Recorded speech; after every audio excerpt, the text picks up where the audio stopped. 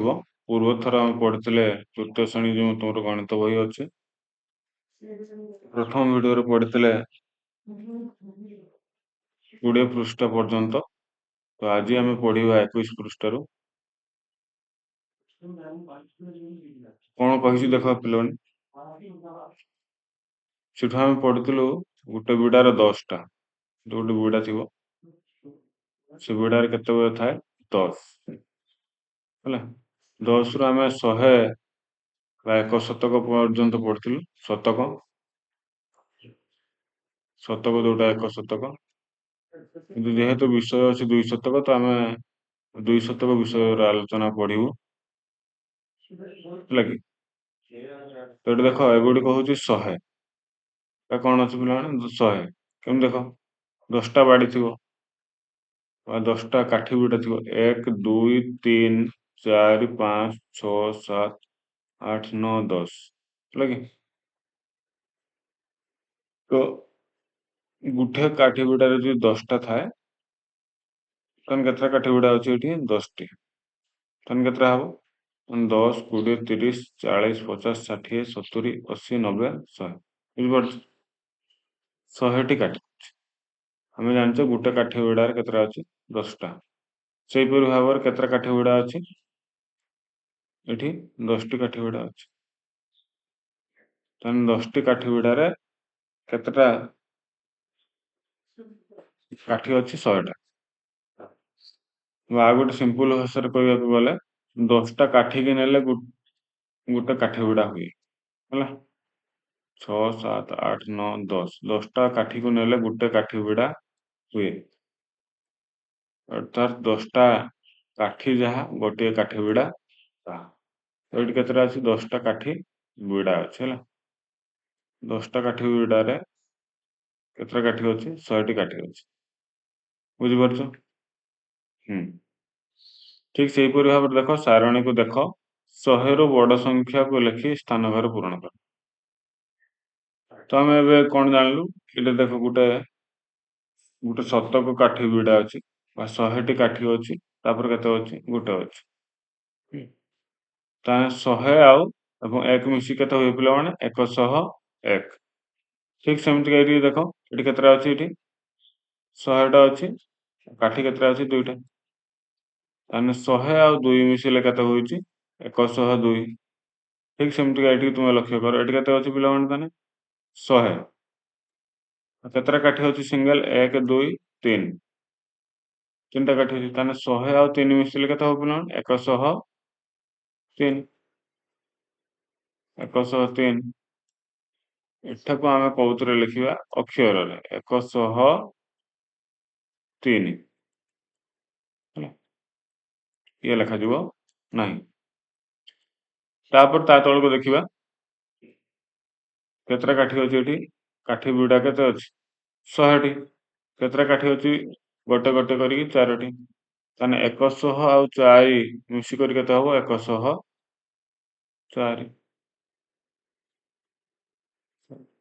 है कि तापर ये सेमती ये केते अच्छी पिला 100 केतरा काठी अच्छी 1 2 3 4 5 केते अच्छी 5टी ताने केते 105 मिसिक केते हला 105 एटी ताने केते लिखा जिवो संख्या रे 105 ठीक से भाव तल को भाव जो आम तल को आम लक्ष्य करू कौन करू ये केते अच्छी काठी अच्छी 100 गोटिकिया काठी केतरा अच्छी 1 2 3 4 5 6 केतरा अच्छी 6टा ताने 106 मिसी केते हो पिला 106 ताकू जदि आम संख्या देखो 106 बुझिपार कि नहीं ठीक सेमती केते काठी अच्छी ना 100 यदि गोटिकिया काठी लक्ष्य करा जाए 1 2 3 4 5 6 7 केतरा अच्छी 7टा ताने 107 मिसी केते हला 107 हुए ताने संख्या हेले केते लिखा जाए पिला 107 है ठीक सेमती ता तल को आम लक्ष्य करवा कौन ये केतरा काठी अच्छी ना 100टा देखीचु 100 तो गोटिकिया काठी केतरा अच्छी 1 2 3 4 5 6 7 8 केतरा अच्छी 8टा ताने 108 मिसिक केते पिला 108 ताकू संख्या हेले केते अच्छी 108 ଠିକ୍ ସେହିପରି ଭାବରେ ଏଠି କେତେ କାଠି ଅଛି ପିଲାମାନେ? ନା 100 ହେଲା। 100 ଏଠି କେତେଟା କାଠି ଅଛି ଦେଖିବା। 1 2 3 4 5 6 7 8 9 କେତେଟା ଅଛି? 9ଟି। ମାନେ 109 ମିଶି କେତେଟା ହବ ପିଲାମାନେ? 109 ହେଲା।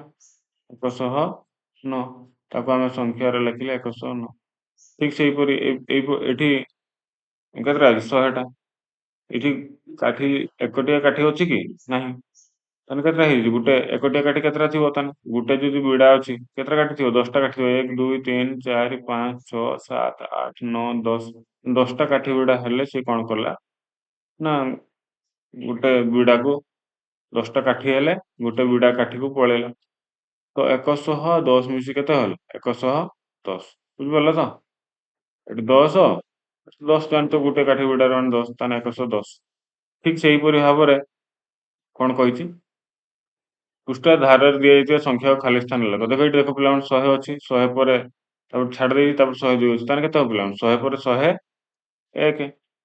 101 ପରେ 102, ତାପରେ କେତେ ହବ? 103, ତାପରେ ହେଲା 104, 105, ପୁଣି କେତେ ହବ? 106, ତାପରେ 107, 108 ଅଛି, 109, 110, 111, 112, ଏଠି କେତେ ହବ? 113, ଏଠି 114 ଗଲା, ଏଠି କେତେ ହବ? 115। ଠିକ୍ ସେହିପରି ଭାବରେ ଯଦି ଉପରକୁ ଯିବା ଆମେ କେତେ ହବ ଏଠି? 116, ତାପରେ ଅଛି 117, ପୁଣି କେତେ ହବ? ଏଠି 118, ଏଠି କେତେ ହବ? 119, 120 ଅଛି, ତାହେଲେ ଉପରୁ କେତେ ହବ? 121, 121, ପୁଣି ହେଲା 122, ଏଠି 123, ତାପରେ ଅଛି 124। ଠିକ୍ ଅଛି, ଏହିପରି ଭାବରେ ସେଟା ତୁମେ ଲେଖିବ। ତାପରେ ପରବର୍ତ୍ତୀ ଆମେ ପୃଷ୍ଠାକୁ ଯିବା, ପରବର୍ତ୍ତୀ ଆଲୋଚନା କରିବା। ତାପରେ ଏଠି ଦେଖ କ'ଣ କହିଛି? ଆସ କାମଟି କରିବା। କ'ଣ କାମ କରିବା ପିଲାମାନେ? ତାକୁ ଆମେ ଲକ୍ଷ୍ୟ କରିବା। ଆସ କାଠି ବିଡ଼ାରେ ଏବଂ ଖୋଲା କାଠିକୁ ବ୍ୟବହାର କରି 100ରୁ ଅଧିକ ସଂଖ୍ୟା ତିଆରି କରିବି। ସେ କ'ଣ କହୁଛି? ଆସ ଆମେ କାଠି ବିଡ଼ା ଏବଂ ଖୋଲା କାଠିକୁ ବ୍ୟବହାର କରି 100ରୁ ଅଧିକ ସଂଖ୍ୟା ଆମେ କ'ଣ କରିବା? ତିଆରି କରିବା। କ'ଣ ବ୍ୟବହାର କରିବା? ପ୍ରଥମେ ତ କାଠି ବିଡ଼ା ଦେଖିପାରୁଛ ନା ପିଲାମାନେ? ଏଇଟା 100 ଘର କାଠି ବିଡ଼ା, ଏଇଟା 10 ଘର କାଠି ବିଡ଼ା, ଆଉ ଖୋଲା କାଠି, ଏଇଟା ହେଉଛି ଖୋଲା କାଠି। ତାପରେ କ'ଣ କହୁଛି? ନିମ୍ନରେ ଦିଆଯାଇଥିବା ସାରଣୀ ବିଡ଼ା ଏବଂ ଖୋଲା ବିଡ଼ା କାଠି ଚିହ୍ନଟ କରି ସଂଖ୍ୟା ଗୁଡ଼ିକ ଚିହ୍ନ। ସିଏ ଗୋଟେ କରିଦେଇଛି ଦେଖ ପିଲାମାନେ। ଏଇଠି କେତେ ଅଛି ଦେଖ। ପ୍ରଥମତଃ ଆମେ ଏଇ କାଠିକୁ ଲକ୍ଷ୍ୟ କରିବା। କେତେଟା 100 ଟକିଆ କାଠି ଅଛି? ଗୋଟେ, ଲେଖିଛି ଗୋଟେ। ବା 10ଟି ବିଡ଼ାର କାଠି କେତେଟା ଅଛି? 10 ବିଡ଼ା ବିଶିଷ୍ଟ କେତେଟା ଅଛି? 1 2 2ଟା, ସିଏ ଲେଖିଦେଲେ 2ଟା। ଗୋଟିକିଆ କାଠି କେତେଟା ଅଛି? 1 2 3 କେତେଟା ଅଛି? 3ଟା ଅଛି, ତାକୁ ଲେଖିଦେଲେ। ତାହେଲେ କେତେ ହେଲା ପିଲାମାନେ? 123, ବୁଝିପାରିଲ ନା? 123 ମାନେ ତ ଏଠି ଆଉ ଗୋଟେ କଥା ମନେ ରଖ, ଏଠି ଏକକ କିଏ? ନା 3। 3 ଏକକ ମାନେ 3ଟା ଥିବ। 2 ଦଶକ ମାନେ କେତେ ପିଲାମାନେ? 20, ମାନେ 2ଟା କାଠି ବିଡ଼ା ହେଲା ନା? 1 ଶତକ ମାନେ କେତେ ପିଲାମାନେ? 100, ହେଲା କି? ହଁ, ଆଉ ଗୋଟେ କଥା ଏଠି ଆଲୋଚନା କରିଦଉଛି। ଦେଖ, ଏକକ, ଦଶକ, ଶତକ, ଏଇଠି ଗୋଟେ ଆମେ ସଂଖ୍ୟା କରିବି। ମନେକର ଆମେ ସେଇ ସଂଖ୍ୟାକୁ ନେବା 123। ଏଇଟା ହେଉଛି ଆମେ ସ୍ଥାନୀୟ ମାନ ଦେଖୁ ଏକକ, ତାପରେ ଆସିବ କ'ଣ? ଦଶକ, ତାପରେ ଆସିବ ଶତକ, ହେଲା? 3ଟି ଜିନିଷ ଆସିବ। ତ ଏକକ ଘର ମନେ ରଖ ପିଲାମାନେ, ଏକକ ଘର 3 ଏକକ ମାନେ ସେଇ 3, ହେଲା? ବା 3ଟା 4 ଏକକ ମାନେ 4 ଏକକ ଘର ଯଦି ଥାଏ ସେଇ 4 ହବ, ତାର କୌଣସି ପରିବର୍ତ୍ତନ ହବନି। କିନ୍ତୁ 5 ଏକକ ହେଲା ସେଇ 5 ହବ, ହେଲା କି? ତାର କୌଣସି ପରିବର୍ତ୍ତନ ହବ ନାହିଁ। ଯଦି 6 ଏକକ ହେଲା ସେଇ 6 ହବ, ତାର କୌଣସି ପରିବର୍ତ୍ତନ ହବାର ଚାନ୍ସ ନାହିଁ, ହେଲା? 9 ଏକକ ହେଲେ ସେଇ 9 ହବ, ହେଲା? ବୁଝିପାରିଲ? ଦଶକ ଘର ଯେତେବେଳେ ଆଲୋଚନା କରୁଛି, ଏଠି ଦଶକ ଘର କେତେ ଅଛି ପିଲାମାନେ? 2। ତାହେଲେ 2 ଦଶକ ଯେତେବେଳେ ଆମେ ଆଲୋଚନା କରିବା, ଦଶକ ବା 2 10, 2ଟା ଭିତରୁ ଯୋଉଟା ନା, ତ 1 10 ମାନେ କେତେ ପିଲାମାନେ? 10, ହେଲା? 2 10 ଅଛି ମାନେ କେତେ ପିଲାମାନେ ହବ? 2 10 ମାନେ 20 ବା ଦିଟା 10 ମାନେ କେତେ ହବ 20 ହେଲା। ତ ଏଠି ଗୋଟେ 10 ଏଠି ଗୋଟେ 10 ସେଥିପାଇଁ ଏଠି 2 10 ହେଇଛି ହେଲା କି ତାର ମାନ।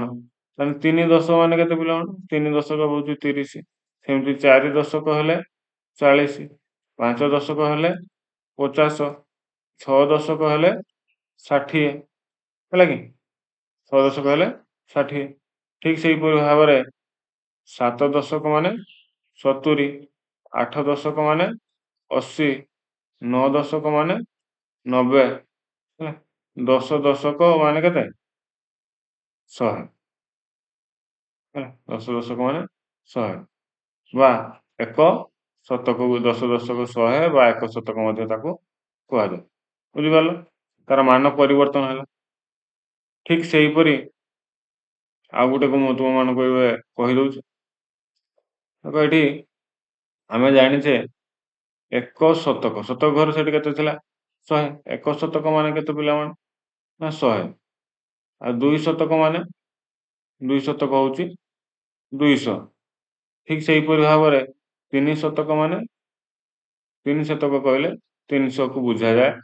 ଆଉ 4 ଶତକ କହିଲେ ପିଲାମାନେ କଣ ବୁଝାଯାଏ 4 ଶତକ କହିଲେ 400କୁ। 5 ଶତକ କହିଲେ କଣ କୁହାଯାଏ ପିଲାମାନେ 5 ଶତକ। 5 ଶତକ କହିଲେ 500। 6 ଶତକ କହିଲେ କଣ ପିଲାମାନେ 6 ଶତକ। 6 ଶତକ ହଉଛି 600। ଠିକ ସେଇପରି ଭାବରେ 7 ଶତକ ହେଲେ କଣ କୁହାଯାଏ ପିଲାମାନେ 7 ଶତକ ହେଲେ 700 ହେଲା। 8 ଶତକ ହେଲେ କଣ କୁହାଯିବ ପିଲାମାନେ 8 ଶତକ ହେଲେ 800। 9 ଶତକ ହେଲେ କଣ କୁହାଯିବ ପିଲାମାନେ 9 ଶତକ। 9 ଶତକ ହେଲେ 900। ତାପରେ ଆସିଲା 10 ଶତକ ଯୋଉଟା କୁହାଯାଏ। 10 ଶତକ କଣ ହେଲେ 1000 ବା 1000 ବା 1000 ମଧ୍ୟ ତାକୁ କୁହାଯାଏ। କଣ କୁହାଯାଏ 1000 ବୁଝିପାରିଲ। ତ ଏଠି ଆମେ ତାର ମାନ ସ୍ଥାନୀୟ ମାନର ଭ୍ୟାଲୁ ଆମେ ଜାଣିଲୁ। ସ୍ଥାନୀୟ ମାନର ମୂଲ୍ୟ ଜାଣିଲୁ ଯେ କୋଉ 1 ଘରର ମୂଲ୍ୟ କଣ 10 ଘରର ମୂଲ୍ୟ କଣ ଆଉ ଶତକ ଘରର ମୂଲ୍ୟ କଣ ବୁଝିପାରିଲ କି ପିଲାମାନେ। ଏହା ତୁମ ପାଇଁ ଟିକେ ଏକ୍ସଟ୍ରା କିନ୍ତୁ ଏହା ତୁମେ ଭଲସେ ବୁଝିବ। ଠିକ ସେଇପରି ଭାବରେ ଆମେ ତା ପରବର୍ତ୍ତୀ ପ୍ରଶ୍ନକୁ ଯିବା। ତା ପରବର୍ତ୍ତୀ କୁ ଆମେ ଦେଖିବା କଣ କହିଛି। ଚିତ୍ରକୁ ଦେଖିବା କାଠିକୁ ଦେଖିବା ତାପରେ ଆମେ ଆଲୋଚନା କରିକି ଲେଖିବା। ଏଇଠି ଗୋଟେ କଥା ପିଲାମାନେ ଦେଖ ଏଠି କେତେଟା କାଠି ଅଛି କେତେଟା 100 ଅଛି ପିଲାମାନେ। ଏଠି ତ 100ଟା କାଠି ଅଛି ତୁମେ ଜାଣିଛ। ମାନେ 100ଟା କାଠି ମାନେ କେତେଟା 100 ଅଛି ଗୋଟିଏ 100। ତାକୁ ଆମେ 100 ବିଡା 100ଟିଆ ବିଡା କେତେଟା ଅଛି ଗୋଟିଏ। ତାକୁ ଆମେ 1 ଲେଖିଦେଲେ 100 ଟିକିଆ ବିଡା। 10 ଟିକିଆ ବିଡା ପିଲାମାନେ ଏଇଟା ତ ତୁମେ ତ ଜାଣିଛ 10 ଟିକିଆ ବିଡା 10 ଟିକିଆ ବିଡା କେତେଟା ଅଛି ପିଲାମାନେ ନା 3ଟି ହେଲା। 10 ଟିକିଆ 3ଟା। ଗୋଟେ କାଠି କେତେଟା ଅଛି 1 2 3 ସିଏ ଲେଖିଦେଲେ 3। ତାହେଲେ କେତେ ହେଲା ପିଲାମାନେ ଏଟା ସଂଖ୍ୟାରେ 133 ବୁଝିପାରିଲ କି ନାହିଁ। ଠିକ ସେମିତିକା ତାର ପରବର୍ତ୍ତୀ ପ୍ରଶ୍ନକୁ ଆମେ ଯିବା। 100 ଟିକିଆ ବିଡା ଯୋଉ ଅଛି କେତେଟା 100ଟା 100ର ବିଡା 100ର ବିଡା କେତେଟା ଅଛି ଗୋଟିଏ ତାକୁ ଆମେ ଲେଖିଦେଲେ। ଆଉ 10 ଟିକିଆ ବିଡା କେତେଟା ଅଛି 1 2 3 କେତେଟା 3ଟା ଲେଖିଦେଲେ। ଗୋଟିକିଆ କାଠି କେତେଟା ଅଛି 1 2 3 4 5 କେତେଟା ଅଛି 5ଟା। ତାକୁ ଆମେ ଯଦି ଲେଖିଦେଲେ ସଂଖ୍ୟାରେ କେତେ ହବ ପିଲାମାନେ 135 ବୁଝିପାରିଲ କି 135 ହେଲା। ତ ତାର ପରବର୍ତ୍ତୀ ପ୍ରଶ୍ନକୁ ଆମେ ଯିବା। ଦେଖ ଏଠି ପିଲାମାନେ 100 ଟିକିଆ ବିଡା କେତେଟା ଅଛି ନା ଗୋଟିଏ। 10 ଟିକିଆ ବିଡା କେତେଟା ଅଛି 1 2 3 3ଟା। ଗୋଟିକିଆ କେତେଟା ଅଛି କାଠି ନା ଗୋଟିଏ ବୁଝିପାରିଲ କି। ତାହେଲେ କେତେ ହେଲା ପିଲାମାନେ 131। ଠିକ ସେଇପରି ଭାବରେ ଏଠି 100 ଟିକିଆ ବିଡା କେତେଟା ଅଛି ପିଲାମାନେ ଗୋଟିଏ। 10 ଟିକିଆ କାଠି ଅଛି କେତେଟା 1 2 3 4 କେତେଟା ଅଛି 4ଟି। ଗୋଟିକିଆ କାଠି କେତେଟା ଅଛି 1 2 2ଟା। ତାହେଲେ କେତେ ହେଲା ପିଲାମାନେ 142 ହେଲା କି। ଏଠି ମଧ୍ୟ ଠିକ ସେମିତିକା ଦେଖିବା 100 ଟିକିଆ କାଠି କେତେଟା ଅଛି ଗୋଟିଏ ହେଲା। 10 ଟିକିଆ କାଠି ଅଛି କି 10 ଟିକିଆ କାଠି ଗୋଟା ନାହିଁ ମାନେ କଣ ପିଲାମାନେ ଶୂନ। ତାପରେ ଗୋଟିକିଆ କାଠି କେତେଟା ଅଛି 1 2 3 4 କେତେଟା 4। ଦେଖ ଏଠି 104 ଅଛି ଠିକ ଅଛି ନା ନାଇଁ। ଠିକ ସେଇପରି ଭାବରେ ଏଠି ଆମେ ଲକ୍ଷ୍ୟ କରିବୁ 100 ଟିକିଆ କାଠି କେତେଟା ଅଛି ପିଲାମାନେ ବିଡା ଗୋଟିଏ। 10 ଟିକିଆ କାଠି ଗୁଡା କେତେଟା ଅଛି 1 2 3 4 5 କେତେଟା ଅଛି 5ଟା। ଗୋଟିକିଆ କାଠି ଅଛି କି ନାହିଁ ମାନେ କଣ ଶୂନ। ତାହେଲେ କେତେ ହେଲା ପିଲାମାନେ 150। ଠିକ ଏଟାକୁ ତୁମେ ଲକ୍ଷ୍ୟ କର 100 ଟିକିଆ କାଠି କେତେଟା ଅଛି ପିଲାମାନେ ଗୋଟିଏ। 10 ଟିକିଆ କାଠି କେତେଟା ଅଛି 2ଟା। ଗୋଟିକିଆ କାଠି ଅଛି କି ନାହିଁ ମାନେ କଣ ଶୂନ। ତାମାନେ କେତେ ହେଲା ପିଲାମାନେ 120। ହେଲା। ଏହିପରି ଭାବରେ ତୁମେମାନେ କରିବ। ତାପରେ ଦେଖ ପିଲାମାନେ ଏଇ ସାରଣୀରୁ ତୁମ ଖାତାରେ 150 ପର୍ଯ୍ୟନ୍ତ ବଢାଅ। ମାନେ ତୁମେ ଏମିତିକା ତୁମ ଖାତାରେ ମଧ୍ୟ କରିପାରିବ। ହେଲା। ତାପରେ ଦେଖ ଏଇଠି କଣ କହିଛି, ପରବର୍ତ୍ତୀ ପ୍ରଶ୍ନକୁ ଆମେ ଆଲୋଚନା କରିବା। କଣ କହିଛି, ବିଡା ଏବଂ ଖୋଲା କାଠି ସହ ସମ୍ପୃକ୍ତ ସଂଖ୍ୟା ଗୁଡ଼ିକୁ ଯୋଡ଼। ଏଠି କେତେ ଅଛି ପିଲାମାନେ? 101। 101 ମାନେ 100 ଟିକିଆ କାଠି ଆଉ ଗୋଟେ ବାହାରେ ଗୋଟେ ଖୋଲା ଥିବ। ଏଟା ଦେଖ 100 ଟିକିଆ କାଠି ବାହାରେ ଅଛି, ତ ଆକୁ ଆମେ କାହା ସହିତ ଯୋଡ଼ିବା? ଏଇ ଘରକୁ ଆମେ ଆ ସହିତ ଯୋଡ଼ିବା। ବୁଝିପାରିଲ? ଏଠି କେତେ ଅଛି ପିଲାମାନେ? 116। ତାହେଲେ 100 ମାନେ 100 ଟିକିଆ କାଠି କେତେଟା ଥିବ? ଗୋଟିଏ। ଆଉ 16 ମାନେ କଣ? ଏଇଠି ଟିକେ ଆଲୋଚନା କରିଦବା। 116 ମାନେ 100 ଟିକିଆ କାଠି କେତେଟା ରହିବ ପିଲାମାନେ? 100 ଘର କେତେ ଅଛି? 1। 1 10 100। 100 ଘର 1 ଅଛି ମାନେ କେତେଟା ରହିବ 100 ଟିକିଆ କାଠି? ନା ଗୋଟେ ବିଡା ଥିବ 100 ଟିକିଆ କାଠି। କେଇଟା ଦେଖିବା ଗୋଟେ କିଆ ଅଛି 100 ଟିକିଆ। ଆଉ 10 ଘର କାଠି କେତେଟା ଥିବ? ସିଏ ବି ଗୋଟେ। ମାନେ 10ଟି ବିଡା, 10 ବିଡା ବିଶିଷ୍ଟ କାଠି କେତେଟା ଥିବ? ଗୋଟେ। 100 ବିଡା ବିଶିଷ୍ଟ କାଠି କେତେଟା ଥିବ? ଗୋଟେ। 100 ବିଡା ବିଶିଷ୍ଟ। ହେଲା। 100 ବିଡା ବିଶିଷ୍ଟ କାଠି ଗୋଟେ ଥିବ, ଆଉ 6ଟା କାଠି ଏମିତି ସିଙ୍ଗଲ ଥିବ। ଦେଖ 100ଟି ବିଡା କାଠି ଥିବ, ଗୋଟେ ଥିବ, କେଇଟି ଅଛି? ଏଇଟା। ଦେଖ 100 ବିଡା ବିଶିଷ୍ଟ କାଠି ଗୋଟେ ଅଛି, 10 ବିଡା ବିଶିଷ୍ଟ କାଠି ଗୋଟେ ଅଛି, ଆଉ 6ଟା କାଠି ଅଛି। 1 2 3 4 5 6। ବୁଝିପାରିଲ? ତାକୁ ତୁମେ ଏଠି ଯୋଡ଼ି ଦବ। ତାପରେ କେତେ ଅଛି ପିଲାମାନେ? 110। 110କୁ ଯଦି ଆମେ ଆଲୋଚନା କରିବା, ବୁଝ ପିଲାମାନେ, ବୁଝିବାଟା ହେଉଛି ସବୁଠୁ ବହୁତ ବଡ଼ ଗୁରୁତ୍ୱପୂର୍ଣ୍ଣ। 110 ମାନେ ଏଇଟା ହଉଛି 1, ଏଇଟା ହଉଛି 10, ଏଇଟା ହଉଛି 100। ତାହେଲେ 100 ଘର କେତେ ଅଛି ପିଲାମାନେ? ନା 1। 100 ଘର କେତେ ଅଛି? 100 ଘର ଅଛି 1। 1 ଅଛି ମାନେ 100, ହେଲା କି? 100 ମାନେ 100ଟା କାଠି 100 ବିଡା ବିଶିଷ୍ଟ। 100 ବିଡା କେତେଟା ଥିବ ପିଲାମାନେ? 100 ମାନେ ଶତକ ଘର 100 ଅଛି ମାନେ 100ଟା ହିଁ କାଠି ବିଡା ବିଶିଷ୍ଟ ତାର ସଂଖ୍ୟା ଥିବ। ହେଲା। କହିବାର ଅର୍ଥ ଏହା ଯେ ଶତକ ଘର ଯେହେତୁ 100 ଅଛି, 100ଟା ଅଛି ବା 1 ଅଛି, ତାହେଲେ 100 ବିଡା ବିଶିଷ୍ଟ କାଠି କେତେଟା ଥିବା ଦରକାର? ଗୋଟିଏ ଥିବା ଦରକାର। ଏଠି 10 ଘର କେତେ ଅଛି? 1। ତାହେଲେ 10 ବିଡା ବିଶିଷ୍ଟ କାଠି କେତେଟା ଥିବା ଦରକାର? ଗୋଟିଏ ଥିବା ଦରକାର। ହେଲା।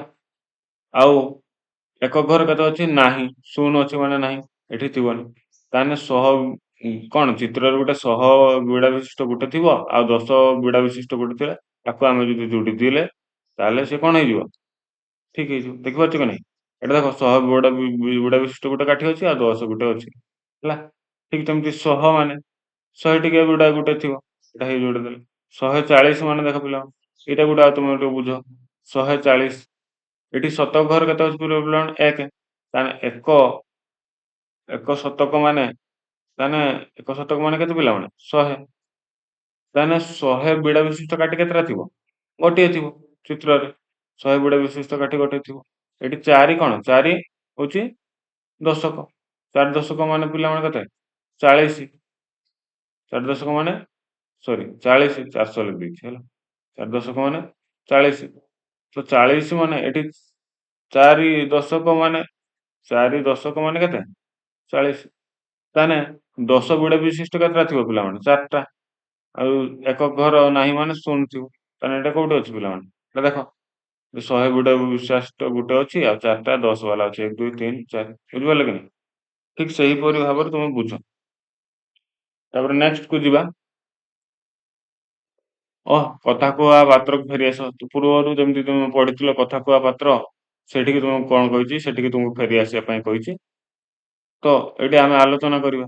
ଯାହା ମିଲୁ କହୁଛି ତାର ଗୋଟିଏ ଅଧିକ କହୁଛି, ଅର୍ଥାତ୍ ତାର ପରବର୍ତ୍ତୀକୁ ସିଏ କହୁଛି। ଯାହା ମିଲୁ କହୁଛି ତାର ପରବର୍ତ୍ତୀକୁ ସିଏ କହୁଛି। ଏଇଠି ଦେଖ ପିଲାମାନେ, ତାର ପରବର୍ତ୍ତୀ କଣ କହୁଛି? ସେ କଣ କହୁଛି? ମିଲୁ କହିଲା 127। ହେଲା। ତାର ପାତ୍ର କେତେ କହିଲା ପିଲାମାନେ? 128। ତାହେଲେ 127 ପରେ କେତେ ପିଲାମାନେ? 128। ହେଲା। 128 ବା ଆକୁ ଯଦି 1 ଯୋଗ କରି 1 ମିଶେଇ ଦବ 128 ହେଇଯିବ। ସେମିତି ମିଲୁ କହିଲା 109। ତାହେଲେ ପାତ୍ର କେତେ କହିଥିବ ପିଲାମାନେ? 109ର ପରେ କେତେ ପିଲାମାନେ? 110 ପାତ୍ର କହିଛି। ହେଲା। ତାକୁ 109ରେ 1 ମିଶେଇ ଦେଲେ ମଧ୍ୟ 110 ହବ। ଯଦି ମିଲୁ କହିଛି କେତେ 134, ପାତ୍ର କେତେ କହିଥିବ ପିଲାମାନେ 100, 134 ପରେ କେତେ 135। ଠିକ ସେମିତି ଏଠି ମିଲୁ କହିଲା କେତେ 105, ପାତ୍ର କେତେ କହିଥିବ ପିଲାମାନେ 106। ମିଲୁ କହିଛି, ମିଲୁ ଏଠି କଣ କହିଥିବ ସେ ମାଗିଛି, କିନ୍ତୁ ପାତ୍ର କହିଲା କେତେ 150। ତାହେଲେ ଏଟା ହଉଛି ପର ସଂଖ୍ୟା। ଧରାଯାଉ ଆମେ ନବା କଣ, ଯେ ମିଲୁ କହିଛି 5, ସରି ନା 5 କହିଛି, ଭୁଲ, ଏଟା ନବାନି। ମିଲୁ କହିଛି 5 ନୁହେଁ, ପାତ୍ର କହିଲା 5, ନା ଅଲଗା ନବା। ପାତ୍ର କହିଲା 7, ପାତ୍ର କେତେ କହିଲା ପିଲାମାନେ 7। ତାହେଲେ ମିଲୁ କେତେ କହିଥିବ ତୁମେ ଭାବ। ମିଲୁକୁ ଆମେ କେମିତି ପାଇବା? ଗୋଟେ ମିଲୁ ଯାହା କହିବ ତାର 1 ଅଧିକ କହିକି କିଏ କହିବ? ପାତ୍ର କହିବ। ଯଦି ମିଲୁ ଏଠି 4 କହୁଛି, ତାହେଲେ ପାତ୍ର କେତେ କହିବ 5, ହେଲା କି? ତ ମିଲୁ ଏଇଠି ପାତ୍ର କେତେ କହିଛି 7, ତାହେଲେ ମିଲୁ କେତେ କହିଥିବ ତାର 1 ପଛକୁ, ବା 1 ବିୟୋଗ କରିଦବ, 7ରୁ 1 ବିୟୋଗ କରିଦବ, 1 ବିୟୋଗ କରିଦବ, ତା ପଛ ସଂଖ୍ୟା 7ର ପଛ ସଂଖ୍ୟା କେତେ ପିଲାମାନେ, ତା ପୂର୍ବରୁ 7 ପୂର୍ବରୁ 6। ଠିକ ସେମିତି ଏଠି ଯଦି ପାତ୍ର କହିଛି 150, ତାହେଲେ ପୂର୍ବ ସଂଖ୍ୟା ମିଲୁ କହିଥିବ କେତେ 149। ଯଦି ଆମେ ଆଲୋଚନା କରେ 149ର ପରେ କେତେ 150, ଯଦି ମିଲୁ କହିଥିବ 149, ତାହେଲେ ପାତ୍ର କହିଥିବ 50। ଠିକ ସେମିତି ଏଠି ମିଲୁ କହିଲା 100, ପାତ୍ର କହିଥିବ କେତେ ପିଲାମାନେ, ତା ପରବର୍ତ୍ତୀ 100ର ପରବର୍ତ୍ତୀ କେତେ 101, ହେଲା କି? ହଁ, ତାପରେ ଆମେ ଯିବା ସଂଖ୍ୟା ରେଖାରେ ଖାଲି ସ୍ଥାନ ପୂରଣ କର। ଏ ଦେଖ ପିଲାମାନେ, ଏଟା କେତେ ଅଛି 100 ଅଛି, ତାପରେ 110 ଅଛି, ତାପରେ 120 ଅଛି, ତାପରେ କେତେ ହବ? ଏଠି 100 ଥିଲା 110 ହେଲା, କେତେ ବଢିଲା ପିଲାମାନେ 10, ପୁଣି 110 ରୁ 10 ବଢିଲା କେତେ 120, 120ରୁ 10 ବଢିଲେ କେତେ ହବ ପିଲାମାନେ 130। ତାପରେ କଣ କହିଛି 130ରୁ 10 ବଢିଲେ କେତେ ହବ 140, ପୁଣି 140ରୁ 10 ବଢିଲେ 150। ତାହେଲେ ଆମ ସାରଣୀ ଯାହା ବି ପୂରଣ କଲୁ ତାହା ଠିକ ଅଛି। ତାପରେ କଣ ନେକ୍ସଟ ପ୍ରଶ୍ନ ଦେଇଛି ଆମେ ଆଲୋଚନା କରିବା। ନିମ୍ନରେ ଥିବା ସଂଖ୍ୟା ରେଖାରେ ନିମ୍ନଲିଖିତ ସଂଖ୍ୟା ଗୁଡିକୁ ଚିହ୍ନେଇ ଦିଅ। ନିମ୍ନରେ ଥିବା ସଂଖ୍ୟା ରେଖାରେ ନିମ୍ନଲିଖିତ ସଂଖ୍ୟା ଗୁଡିକୁ ଚିହ୍ନେଇ ଦିଅ। ଅର୍ଥାତ ସିଏ ଏଇ ଯୋଉ ସଂଖ୍ୟା କହୁଛି ଆମକୁ, ଏଇ ଯୋଉ ସଂଖ୍ୟା ରେଖା, ଏଟା ସଂଖ୍ୟା ରେଖା ପିଲାମାନେ, ଏଇଠି ଆମକୁ ଚିହ୍ନେଇବା। ସେ କଣ କହିଛି 125 ପାଖରେ ତୀର ଚିହ୍ନ ଦିଅ, ଦେଇଦେଇଛି 125 ପାଖରେ ତୀର ଚିହ୍ନ, ବୁଝିପାରିଲ କି? ତାପରେ ଆଉ ତଳେ ଅଛି କି ଚିତ୍ର ନାହିଁ, ଓ ଏଇଠି ଚିହ୍ନିତ ସବୁ ପଡିବ, ହେଲା। ତାପରେ 2 ନମ୍ବର କଣ କହୁଛି, 2 ନମ୍ବର ପ୍ରଶ୍ନ 112 ଏକ ଗଛର ଚିତ୍ର କର। 110 ପରେ ତାପରେ କେତେ ଆସିବ ପିଲାମାନେ 111, ତାପରେ 112, ହେଲା କି? ଏଟା ହଉଛି 112, ଏଠି ଗୋଟେ ଗଛର ଚିତ୍ର ଆମେ କରିଦେଲେ 112, ବୁଝିପାରିଲ କି? ଠିକ ସେମିତିକା 149, 149 ମାନେ କାହା ପାଖାପାଖି ଆସିବ ପିଲାମାନେ 150 ପୂର୍ବରୁ, ଆମେ ପୂର୍ବ ଏବେ ସାଙ୍ଗେ ସାଙ୍ଗେ ପଢିଲୁ, ତାହେଲେ 149 ଏଇଟା ହବ। 149ରେ ଆମେ ଗୋଟେ କଣ କରିବା, ଗୋଟେ ଏଇଟା ହଉଛି 149, ସେଠି ହସର ଚିତ୍ର, ଗୋଟେ ସ୍ମାଇଲ ଚିତ୍ର ଗୋଟେ ଆମେ କରିବା। ସ୍ମାଇଲ ଚିତ୍ର ପିଲାମାନେ ଜାଣିଥିବ, ମୋର ତ ସ୍ମାଇଲ ଚିତ୍ର ବହୁତ ଝାକାସ ହୁଏ, ଦେଖିପାରୁଥିବ ମୋର ସ୍ମାଇଲ କେମିତି ହସୁଛି, ହେଲା କି? ସ୍ମାଇଲ ଚିତ୍ର। ତାପରେ କଣ କହିଛି 137 ପାଖରେ ଏକ ଛକି ଚିହ୍ନ ଦିଅ। 137 ମାନେ କେତେ ପିଲାମାନେ ଆସିବ, ଏଇଠି 135, ଏଟାକୁ ଆମେ ନେଲେ କେତେ 135, ତାପରେ 136, 137, 138, 139, 140, ତାହେଲେ ଏଟା ଯଦି 135 ହେଲା, ତାହେଲେ 136, 137, ଏଟା ହଉଛି 137, ଏଠି ଆମେ କଣ ଦବା ଛକି ଚିହ୍ନ ଗୋଟେ ଦେଇଦେ, ବୁଝିପାରିଲ ପିଲାମାନେ? ହୁଁ, ଏଇ ଯୋଉ 35 ଟାକୁ ମୁଁ ନେଲି, ତାକୁ ଅଧା କଲି ପିଲାମାନେ, ତାହେଲେ 130, 31, 32, 33, 34, 35, 36, 37, ଏମିତି ଗାର ଟାଣି କରିପାରିବ, ବା ଏମିତି ବି କରିପାରିବ, ହେଲା। ତାହେଲେ ଏଇ 100ରୁ 10 ଭିତରେ, ବା 100ରୁ 110 ଭିତରେ କେତେଟା ଗାର ଥିବ ପିଲାମାନେ 10ଟା ଗାର ଥାଏ। କେତେଟା 10ଟା।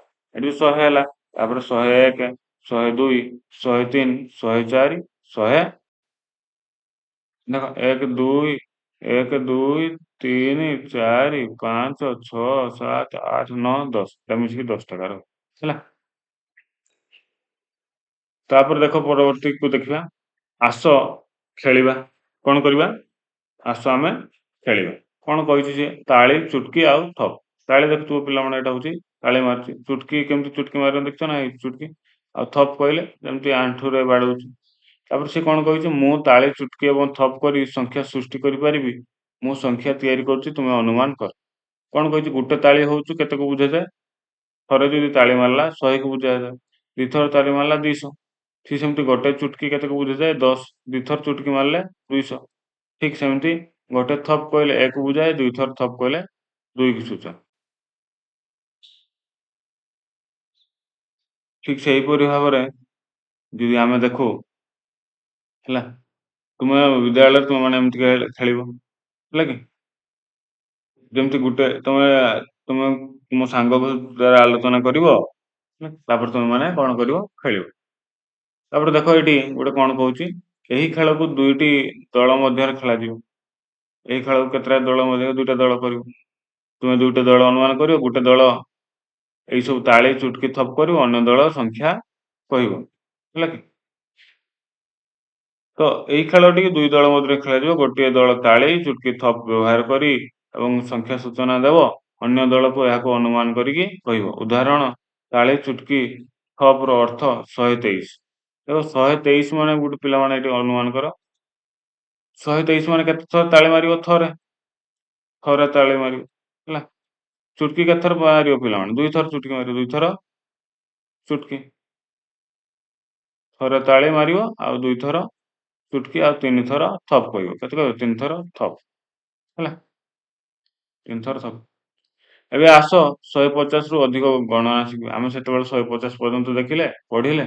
ଏବେ 150ରୁ ଯେହେତୁ 2 ଶତକ ବିଷୟ ଅଛି, ତ 200 ପର୍ଯ୍ୟନ୍ତ ଆମେ ଶିଖିବା। ଏଠି ଲକ୍ଷ୍ୟ କର ପିଲାମାନେ, କ'ଣ କହିଛି? ଏବେ ଆସ ଆମେ 150ରୁ ଅଧିକ ଗଣନା କରିବା। ଦେଖ ଗୋଟେ କାଠି ଭିଡ଼ା ମାନେ କେତେଟା ଅଛି? 100 ଟିକିଆ କାଠି ଭିଡ଼ା କେତେଟା ଅଛି? ଗୋଟେ, ହେଲା। 10 ଟିକିଆ କାଠି ଭିଡ଼ା ବା 10 ଟିକିଆ କାଠି ଭିଡ଼ା କେତେଟା ଅଛି? 1, 2, 3, 4, 5 କେତେଟା ଅଛି? 5ଟା। 1 ଟିକିଆ କାଠି ଭିଡ଼ା ଅଛି କି? ନାହିଁ। ମାନେ କେତେ ହବ ପିଲାମାନେ? 150। ବୁଝିପାରୁଛ ନା ନାହିଁ? ଠିକ୍ ସେମିତିକା ଆଉ ଗୋଟେ ସେ କରିଛି। 100 ଟିକିଆ କାଠି ଭିଡ଼ା କେତେଟା ଅଛି? ନା ଗୋଟିଏ। ଗୋଟିଏ ଲେଖିଦବା। 10 ଟିକିଆ କାଠି ଭିଡ଼ା କେତେଟା ଅଛି? 1, 2, 3, 4, 5 କେତେଟା? 5ଟା, ହେଲା। ତାହେଲେ ଗୋଟିକିଆ କାଠି ଭିଡ଼ା ଗୋଟେ ଖାଲି ଗୋଟେ କାଠି କେତେଟା ଅଛି? ସିଙ୍ଗଲ ଗୋଟେ। ତାହେଲେ କେତେ ହେଲା ପିଲା? 100ରୁ 100 ଏବଂ 51, ତାହେଲେ କେତେ ହେଲା? 151। ଠିକ୍ ସେମିତି ଏଠି ଆମେ ଦେଖିବା 100 ଟିକିଆ କାଠି ଭିଡ଼ା କେତେ ଅଛି? ଗୋଟିଏ। 10 ଟିକିଆ କାଠି ଭିଡ଼ା କେତେଟା ଅଛି? 1, 2, 3, 4, 5 କେତେଟା? 5ଟା। 2 ଟିକିଆ କାଠି କେତେଟା ଅଛି? ନା ଗୋଟିକିଆ କାଠି କେତେଟା? 2ଟା ସିଙ୍ଗଲ। ତାହେଲେ କେତେ ହେଲା? 100 ଏବଂ 52, 152। ଠିକ୍ ତା ପରବର୍ତ୍ତୀ ପ୍ରଶ୍ନକୁ ଆମେ ଦେଖିବା। 100 ଟିକିଆ କାଠି ଭିଡ଼ା କେତେଟା ଅଛି? ଗୋଟିଏ। ସେ ଲେଖିଦେଇଛି ଗୋଟିଏ। ତାପରେ 10 ଟିକିଆ କାଠି ଭିଡ଼ା କେତେଟା ଅଛି? 1, 2, 3, 4, 5 କେତେଟା? 5ଟା। ସିଙ୍ଗଲ କାଠିରେ କେତେଟା ଅଛି? 3ଟା। ତାହେଲେ କେତେ ହେଲା? ଯେମିତି ଏଠି 100, ଏଇଟା ହଉଛି 100, ଏଇଟା ହଉଛି 100। 100 ନେଇଗଲା ଏଠି ସେ। 100 ଘର ଅଛି ମାନେ 100 ନେଇଗଲା 100ଟା। ତାପରେ ଆଉ 52, ଏଇ 52 ଦିଟାକୁ ସେ ନେଇଗଲା କ'ଣ? ବୁଝିପାରିଲ କି? ଏଇଠି ମଧ୍ୟ ସିଏ 100 ଘରେ ଯେହେତୁ ଅଛି 100, 100 ବିଡ଼ା ବିଶିଷ୍ଟ 100ଟାକୁ ନେଇଗଲା। ତାପରେ ଏଠି କେତେ ଅଛି? 53। ତ ଆମେ ଏଠି କେତେ ନେବା? 53। 100 ଏବଂ 53 ହେଲେ 153। ଠିକ୍ ସେହିପରି ଭାବରେ ଏଠି ଦେଖିବା 100 ଟିକିଆ କାଠି ଭିଡ଼ା କେତେଟା ଅଛି ପିଲାମାନେ? ଗୋଟିଏ। 10 ଟିକିଆ କାଠି ଭିଡ଼ା କେତେଟା ଅଛି? 1, 2, 3, 4, 5 କେତେଟା? 5ଟା। ତାପରେ ଗୋଟିକିଆ କାଠି କେତେଟା ଅଛି? 1, 2, 3, 4 କେତେଟା? 4ଟା। ତାହେଲେ ଏଠି 1କୁ 100ଟା ପଳେଇଲା। 100 ଏଠି କେତେ ଅଛି ଆଉ ପିଲାମାନେ? 54। ତାହେଲେ ଏଠି ଲେଖାଯିବ କେତେ? 54। ତାହେଲେ କେତେ ହେଲା? 154। ଠିକ୍ ସେମିତିକା ଏଠି ମଧ୍ୟ ତା ତଳ ପ୍ରଶ୍ନକୁ ଆମେ ଦେଖିବା, ଆଲୋଚନା କରିବା। ଏଠି କେତେ ଦେଇଛି ପିଲାମାନେ ଦେଖ। 100 ଟିକିଆ କାଠି ଭିଡ଼ା କେତେଟା ଅଛି? ନା ଗୋଟିଏ, ହେଲା କି? 10 ଟିକିଆ କାଠି ଭିଡ଼ା କେତେଟା ଅଛି? ନା 5ଟା। 5ଟା ଅଛି ନା ନାଇଁ? 1, 2, 3, 4, 5, 5ଟା। ଗୋଟିକିଆ କାଠି କେତେଟା ଅଛି? 1, 2, 3, 4, 5 କେତେଟା ଅଛି? 5ଟା। ତାହେଲେ 100 ଆଉ 55 ନେଲା, ଦେଖିପାରୁଛ ନା? 155। ଠିକ୍ ସେମିତିକା ଭାବରେ ଏଠି ଆମକୁ କରତେ ପଡ଼ିବ ତା ତଳକୁ। 100 ଟିକିଆ କାଠି କେତେଟା ଅଛି ପିଲାମାନେ? ଗୋଟିଏ। 10 ଟିକିଆ କାଠି କେତେଟା ଗଣିତ ହବ? 1, 2, 3, 4, 5, 5ଟା। 1 ଟିକିଆ ତ 6ଟା ଅଛି ଲେଖିଦେଇଛି। ତାହେଲେ ଏଠି କେତେ ହବ ପିଲା? ଏ 100ଟା ଏଠିକି ଆସିବ। 56 ତ ଅଛି, ଏଠି କେତେ ଆସିବ? 100।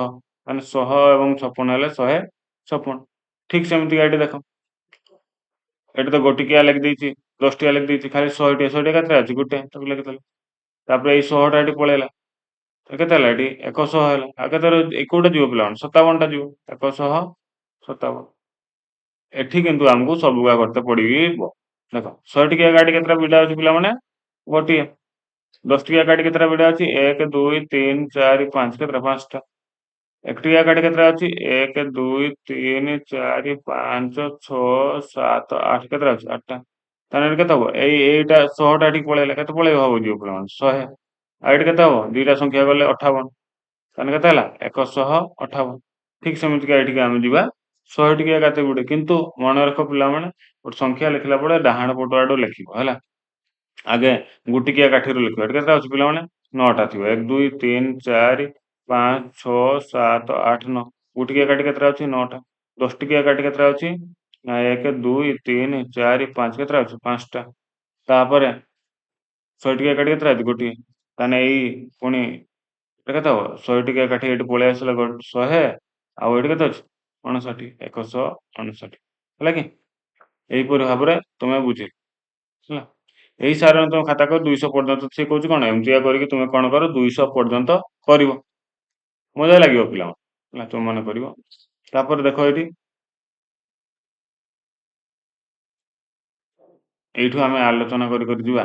ଏଠି ଦେଖ ସଂଖ୍ୟା ପଥର ଗୁଡିକ କ୍ରମରେ ଲେଖିବ। ଏଟା ପରେ ତ କରିବା, ଏଇ ଉପରୁ ଆଡୁ କରିଦବା। ହେଲା।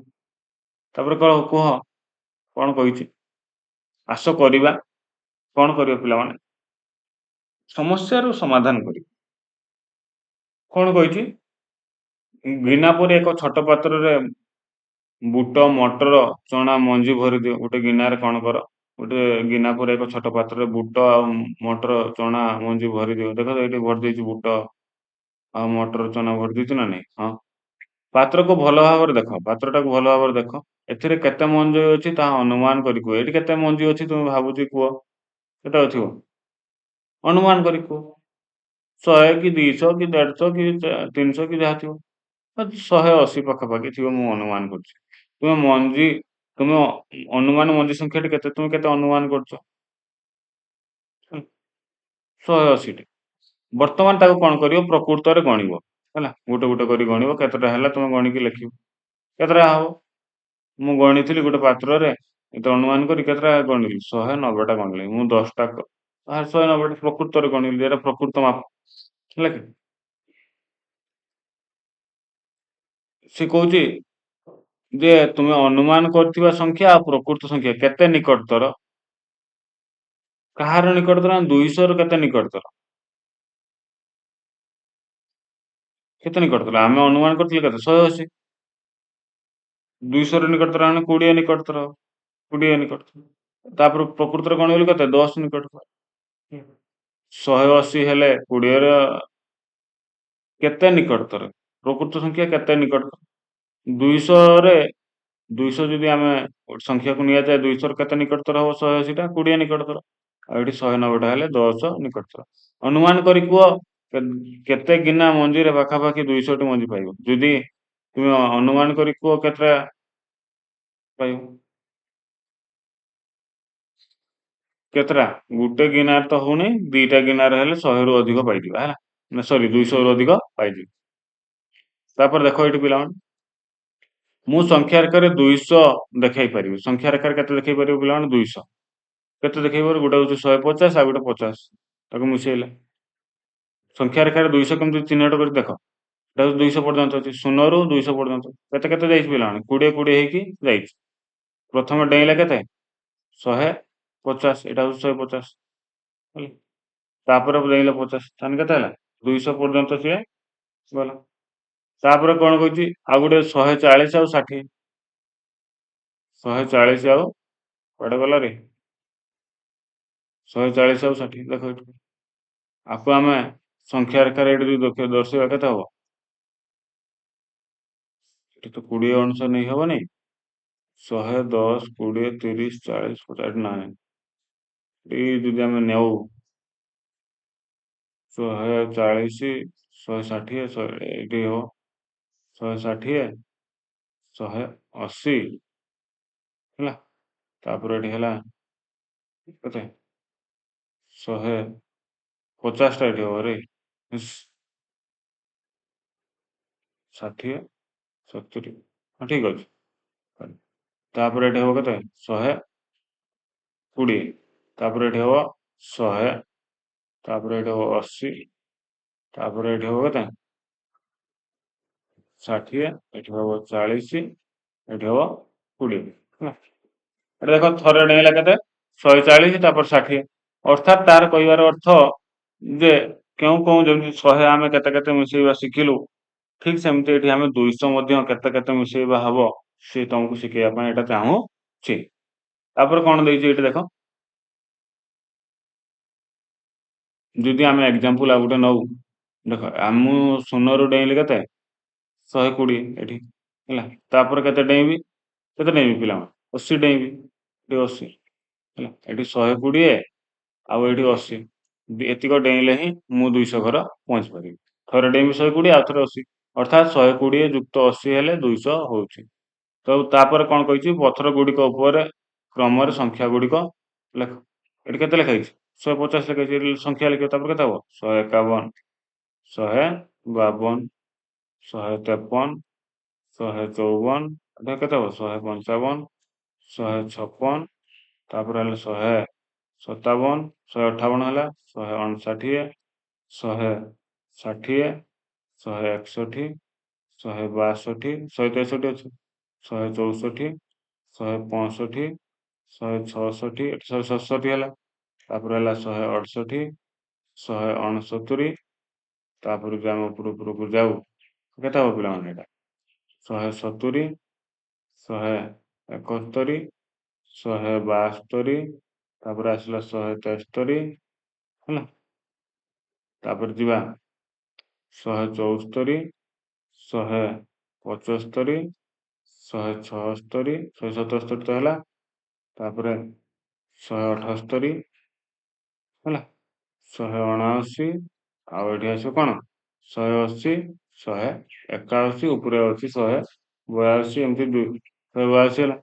ତାପରେ ଏଠି କେତେ ହବ 183, 184, 185, 186, 187, 188, 189, ତାପରେ କେତେ ହେଲା 190, ପୁଣି 191, 192,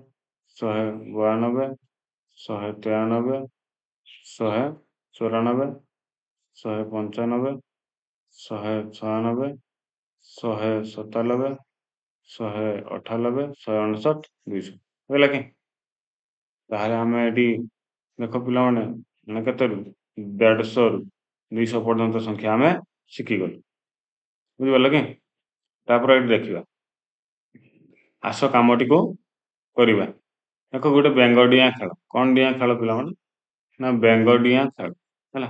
ବେଙ୍ଗଟି 5 ଲେଖାଏଁ ଡେଇଁ ଏଇ ଚିତ୍ରରେ ଦର୍ଶାଇ ଖାଲି ସ୍ଥାନରେ ସଂଖ୍ୟା ଲେଖ। ବେଙ୍ଗଟି କେତେ ଡେଉଁଛି 5, 5 ଡେଉଁଛି। ବେଙ୍ଗ ଦେଖିପାରୁଛ ଏଇଟା 5, ତାହେଲେ 100ରୁ 5 ଡେଇଁବ, କେତେ ହବ ପିଲାମାନେ 105, ପୁଣି 105ରୁ 5 ଡେଇଁଲେ 110 ହେଲା। 110ରୁ ପୁଣି 5 ଡେଇଁବ, ଏଠି କେତେ ହବ ପିଲାମାନେ 110ରୁ 5 ଡେଇଁଲେ କେତେ ହବ 115, 115ରୁ ପୁଣି 5 ଡେଇଁବ, କେତେ ହବ 120, 120ରୁ ପୁଣି 5 ଡେଇଁବ, କେତେ ହବ 125, 125ରୁ ପୁଣି 5 ଡେଇଁବ, କେତେ ହବ 130, 130ରୁ ପୁଣି 5 ଡେଇଁବ, କେତେ ହବ 135, 135ରୁ ପୁଣି 5 ଡେଇଁବ, କେତେ ହବ 140, 140ରୁ ପୁଣି 5 ଡେଇଁବ, କେତେ ହବ 145, 145ରୁ ପୁଣି 5 ଡେଇଁଲା, କେତେ ହେଲା 150, ବୁଝିପାରିଲ କି। ଠିକ୍ ସେମିତି ଏଠି ଦେଖ, ବେଙ୍ଗଟି 20 ଥରକୁ 20 ଡେଇଁବ, ମାନେ ଥରେ 20 ଡେଇଁବ। ତ ଚିତ୍ରରେ ଦେଖ 100ରୁ ପୁଣି 20 ଡେଇଁଲା, ପୁଣି 20 ଡେଇଁବ, 100ରୁ 20 ଡେଇଁଲା ମାନେ 120, ପୁଣି 100ରୁ 20 ଡେଇଁବ, କେତେ ହବ ପିଲାମାନେ ତାର 20, 140 ହେଲା। ତାକୁ ମିଶେଇ ଦବ, ପୁଣି 140ରୁ ପୁଣି 20 ଡେଇଁବ, କେତେ ହବ ପିଲାମାନେ 160, ପୁଣି 160ରୁ ପୁଣି 20 ଡେଇଁବ, କେତେ ହବ 180, 180ରୁ ପୁଣି 20 ଡେଇଁବ, କେତେ ହବ 200 ହେଲା। କେତେ ହବ 200। ଏଇଠି ଦେଖ 3 ନମ୍ବର ଗୋଟେ ଆମେ ଶିଖିବା ସାରଣୀ ପୂରଣ କର। ଏଇଟା ହଉଛି 1 କମ୍, ଗୋଟେ ସଂଖ୍ୟା ଅଛି 1 କମ୍ ହେଲେ ଏଇଟା ହଉଛି ପୂର୍ବବର୍ତ୍ତୀ ସଂଖ୍ୟା ଆମେ ପାଇବା। କି ସଂଖ୍ୟା ପିଲାମାନେ ପୂର୍ବବର୍ତ୍ତୀ ସଂଖ୍ୟା ପାଇବା ହେଲା। ଗୋଟେ ସଂଖ୍ୟାରେ ଯଦି 1 କମ୍ କରାଯାଏ ବା ପଛ ସଂଖ୍ୟା 1 କମେଇକି କୁହାଯାଏ, ମନେକର ଆମେ ଗୋଟେ ସଂଖ୍ୟା ଏଠି କହିଲୁ 5, ଏଠି 4 ଅଛି, ଏଠି 6 ଅଛି ହେଲା। ଏଇଠି 1 କମ୍ ମାନେ 1 କମେଇ ଦେଲେ 5ର 1 ବିୟୋଗ କରିଦେଲେ କେତେ ହବ 4। ଏଇଟା ହଉଛି ଗୋଟେ 5ର ପୂର୍ବବର୍ତ୍ତୀ ସଂଖ୍ୟା ହେଲା। 1 ଅଧିକ ମାନେ ଏଇଟା ହଉଛି ପରବର୍ତ୍ତୀ ହେଲା। ପରବର୍ତ୍ତୀ ପରବର୍ତ୍ତୀ ସଂଖ୍ୟା ପାଇବେ ହେଲା। କି ବର୍ତ୍ତୀ 5ରୁ 1 ଅଧିକ ମାନେ 5 ଉପରେ କେତେ 6, ପରବର୍ତ୍ତୀ, ଏଇଟା ହଉଛି ପରବର୍ତ୍ତୀ ସଂଖ୍ୟା। ଆଉ 4 ଆଉ 6 ମଝିରେ କିଏ ବାହାରିଲେ କହିଲେ, 4 ଆଉ 6 ମଝିରେ କିଏ ଅଛି ପିଲାମାନେ 5, ଏଇଟା ହଉଛି ମଧ୍ୟବର୍ତ୍ତୀ ସଂଖ୍ୟା ବା ମଧ୍ୟ ସଂଖ୍ୟା ହେଲା କି। तो ଏଇ ବିଷୟରେ ଆମେ ଏଠି ଶିଖିବା, କିନ୍ତୁ ଟିକେ ଜାଣିଥାଅ ଆଗାମୀ ପିରିୟଡରେ ମଧ୍ୟ ଶିଖିବା। ତ 160ର 1 ଅଧିକ ମାନେ କେତେ ହବ ପିଲାମାନେ? 161।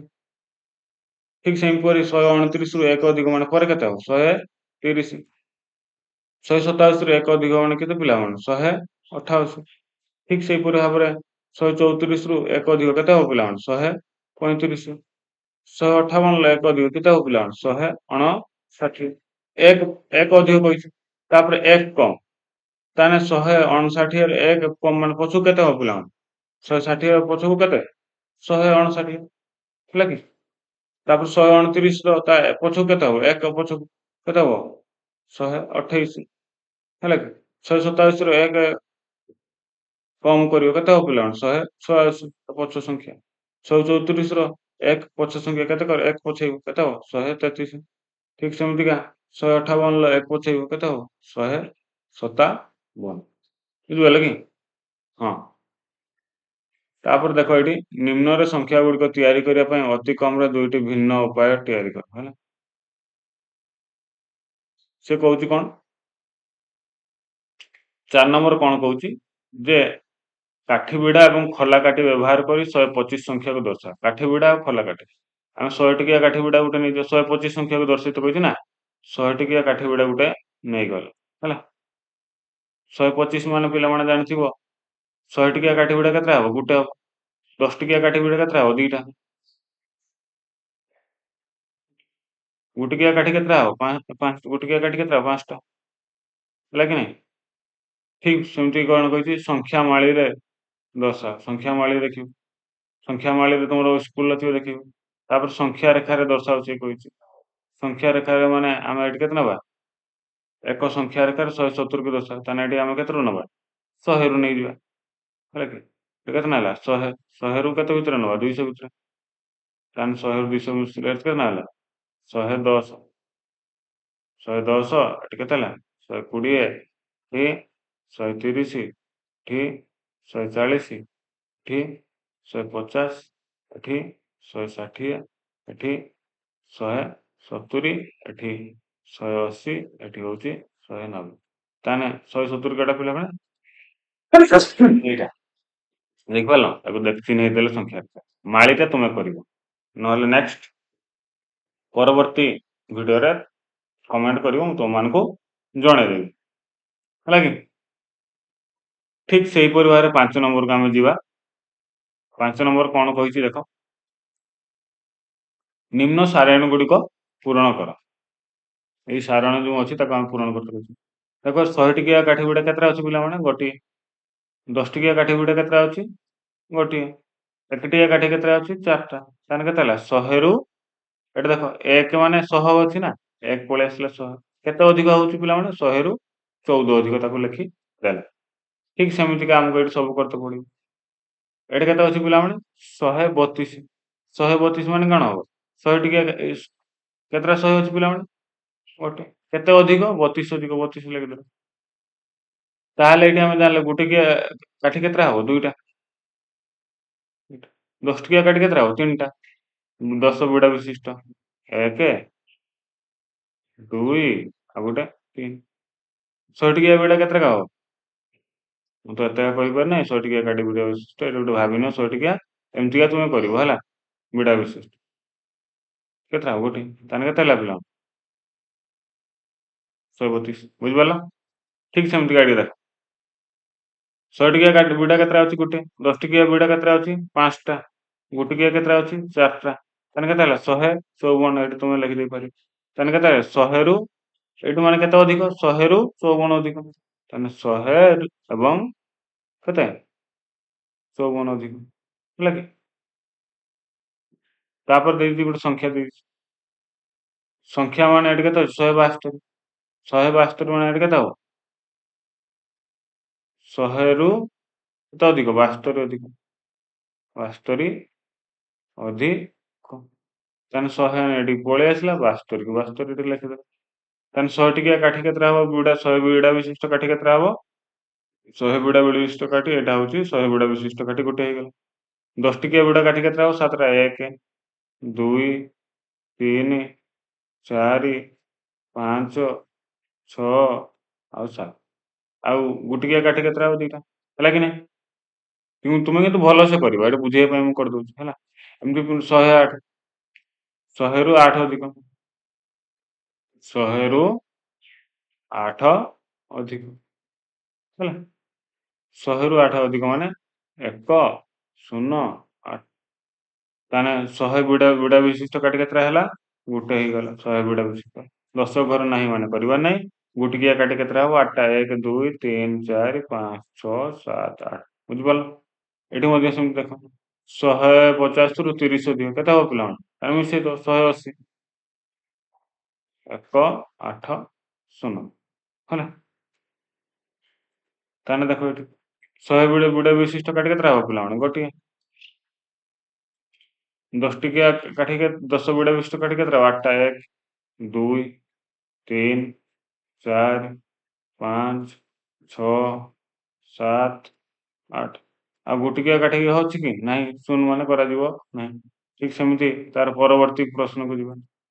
କେତେ ଅଛି ପିଲାମାନେ? 160 ତାହେଲେ 100ରୁ କେତେ ଅଧିକ ହବ? 100ରୁ 60 ଅଧିକ ଇଏ ହେଇପାରିବ ବା ଆଉ ଗୋଟେ କଣ ହେଇପାରିବ? 150ରୁ 10 ଅଧିକ ହେଇପାରିବ 150ରୁ 10 ଅଧିକ ଦିଟା ହେଲେ ଯେକୌଣସି ଉପାୟରେ ହେଇପାରିବ ହେଲା। କେତେ କେତେ ମିଶେଇଲେ 160 ହେଇପାରିବ? ଆମେ 140ରୁ 20 ଅଧିକ ବି ହେଇପାରିବ ହେଲା। ଠିକ୍ ସେମିତିକା ତ ଏଠି 100 ବିଡ଼ା ବିଶିଷ୍ଟ କାଠି କେତେଟା ହବ ପିଲାମାନେ? ଗୋଟେ ହେଲା। 10 ଟିକିଆ କାଠି କେତେ ହବ? 1 2 3 4 5 ଆଉ 6 ହେଇଗଲା ନା? ଏଠି ନାହିଁ ମାନେ ଏକ ଘର ନାହିଁ ମାନେ କିଛି ହବାର ଲେଖିବା ଦରକାର ନାହିଁ। ତାପରେ ଦେଖ ଏଇଠି କଣ କହିଛି? ସଂଖ୍ୟା ରେଖାରେ ନିମ୍ନ ସଂଖ୍ୟା ଗୁଡ଼ିକୁ ଚିହ୍ନଟ କର। ଏଇଟା ସଂଖ୍ୟା ରେଖା ଏଇ ସଂଖ୍ୟା ଗୁଡ଼ିକ ଆମକୁ ଚିହ୍ନିତ କରି କହିଛି। 109 ମାନେ ପିଲା କେଠି ଆସିବ? 110 ପୂର୍ବରୁ ଏଠି ଆସିଲା 109 ଏଠି ଆମେ ଲେଖିଦେଲୁ। 112 ମାନେ କୋଉଠି ଆସିବ? 110 ପରେ 111 ତାପରେ ଆସିଲା କେତେ? 112 112 ଲେଖିଦେଲୁ 112 124 କୋଉଠି ଆସିବ ପିଲାମାନେ? 124 ମାନେ କେତେ ଆସିବ? 120 121 122 123 ତାପରେ 124 ଏଇଟା ହଉଛି 124 ହେଲା କି? ଠିକ୍ ସେମିତି 134 ମାନେ କେତେ ଆସିବ? 130 ପରେ 131 132 133 134 ଏଇଟା ହଉଛି 134 146 ଅଛି ମାନେ କାହା ପରେ ଆସିବ 140 ତଳେ 141 142 143 144 145 ତାପରେ 146 ବୁଝିପାରିଲ ସଂଖ୍ୟା ରେଖା ଦେଖେଇଦେଲୁ। ଠିକ୍ ସେମିତିକା ଆମେ ଆକୁ ସଂଖ୍ୟା ରେଖା 155 ଅଛି ମାନେ ପିଲାମାନେ କାହାଠୁ 150 ପରେ ଆସିବ 150 ପରେ କେତେ? 151 152 153 154 155 ଏଟା ହଉଛି 155 163 ମାନେ କାହା ପରେ ଆସିବ? 160 ପରେ 161 162 163 ଏଠି ଆସିବ 163 178 ମାନେ କାହା ପରେ ଦେଖିବ ପିଲାମାନେ? 178 ମାନେ କେତେ? 171 172 173 174 175 176 177 178 ଏଇଟା ହଉଛି 100 ବୁଝିପାରିଲ? ତାପରେ 199 199 ମାନେ 90 ପୂର୍ବରୁ ଏଇଟା ହବ 199 ହେଲା। 198 ସେମିତି 200ର ଏଠି 199 198 ଏଠି ହବ 198 ସଂଖ୍ୟାରେ। ତାପରେ କଣ କହିଛି? 150 କୁ 125 125 ମାନେ ପିଲାମାନେ କୋଉଠି ହବ କହିଲ? 20 20 ନେଇଛି ତାକୁ ଭାଗ କରିବ ଏଠି କେତେ ହବ? ଏଇଟା ହବ 130 ତାପରେ ଏଇଠି ଆକୁ ଏଇଠି ଭାଗ କଲେ ଏଇଠି ହବ 125 142 କୋଉଠି ହବ ପିଲାମାନେ? 141 142 ଏଠି ହବ 41 ପରେ 140 ପରେ ଆସିବ 42 153 କୋଉଠି ହବ ପିଲାମାନେ? ଏଇଠି ଆକୁ ଅଧା କରିବ ଏଠି ଆସିଲା 150 ତାପରେ 51 52 53 ହେଲା 174 160 ଆଉ ଏଇଠି ଅଧା କଲେ ଏଠି କେତେ ଆସିବ? 170 ସେଇଠୁ ନବ 171 172 173 174 ଏଠି ଆସିଲା। ମୁଁ ବଡ ଗାର ଏଥିପାଇଁ ନଉଛି